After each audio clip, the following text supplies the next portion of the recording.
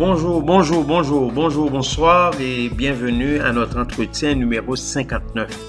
Aujourd'hui, je vais vous parler de la compassion, ce sentiment qui porte à partager les malheurs d'autrui, les malheurs des autres, ce sentiment spontané de bienveillance envers quelqu'un. Et là, c'est une inclinaison, c'est un penchant, c'est une attitude. Et là, c'est vraiment une disposition, un agencement à comprendre la souffrance, la peine et le tourment de l'autre. Et cette émotion répond au désir de soulager, d'apaiser, d'alléger même et d'atténuer la tristesse des personnes qui nous entourent. Vous savez que le psychologue et chercheur Paul Gilbert, qui est le créateur de la thérapie fondée sur la compassion, affirme que ressentir de la compassion pour les autres ne signifie pas avoir de la pitié pour eux. C'est davantage une motivation qui nous donne de l'énergie pour les aider de manière à ce qu'ils puissent eux-mêmes soulager leur propre souffrance grâce à notre soutien, grâce à notre appui, grâce à notre assistance. Aujourd'hui, chers amis, je vous invite à prêter attention à votre environnement pour voir s'il y a des gens qui ont besoin un peu d'attention de vous, un peu de compassion. Ce n'est pas de la pitié là, ou des faveurs, mais plutôt de l'humanité, mais plutôt de la miséricorde. Vous savez, on raconte qu'il y avait dans un quartier des jeunes qui jouaient ensemble. Ils jouaient ensemble à chaque jour. Ils étaient de bons amis, de très bons amis. Et parmi ces jeunes, il y en avait un qui s'appelait Mike. Chaque soir, au coucher du soleil, les parents des autres jeunes les appelaient un par un pour qu'ils puissent rentrer à la maison parce qu'il se faisait tard. Mais pour Mike, il n'y avait jamais personne pour l'appeler. Il était toujours seul. Mike était toujours seul. Ses parents ne faisaient pas cas de lui. Mike était seul.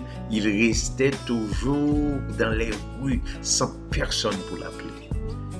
Mike avait besoin de personne. Il avait besoin de quelqu'un pour lui donner un sourire, un bonjour, une tendresse. Mais il restait toujours seul. Combien de Mike qu'il y a dans mon environnement, dans ton environnement? Peut-être il y a une personne qui attend soit une poignée de main de toi, soit un sourire, soit un rire, une tendresse, une inclinaison, une estime même, une opinion favorable de toi. Cette personne attend. Elle attend sans rien recevoir de toi. Plusieurs fois, on pense que les gens attendent seulement de l'argent ou des richesses de nous. On pense qu'ils attendent des choses tangibles de nous. Pourtant, c'est faux. Des fois, ils sont là, ils attendent des fois un bonjour, un bonsoir, un sourire, une tendresse. Chers amis, tournons vers les autres avec compassion, en suivant l'exemple de compassion du Sauveur. Il nous a commandé d'avoir l'un pour l'autre de la bonté et de la compassion. Son désir de nous aider à surmonter notre détresse l'a conduit à l'acte de compassion suprême, qui est son expiation pour les péchés et les souffrances de l'humanité.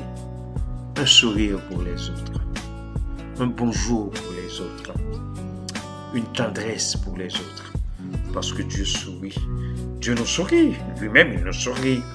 Celui qui est assis dans les cieux sourit, dit la Bible, et encore la joie de l'Éternel est notre force. C'est le sourire de Dieu. Regarde dans ton environnement, regarde dans ton entourage, Regarde dans ton voisinage. Regarde comment. Et voir s'il y a des souffrants comme Mike qui a besoin de bonjour, de bonsoir, d'une tendresse et surtout d'un sourire. Clébert Jean-Charles vous a parlé. Au revoir et à bientôt.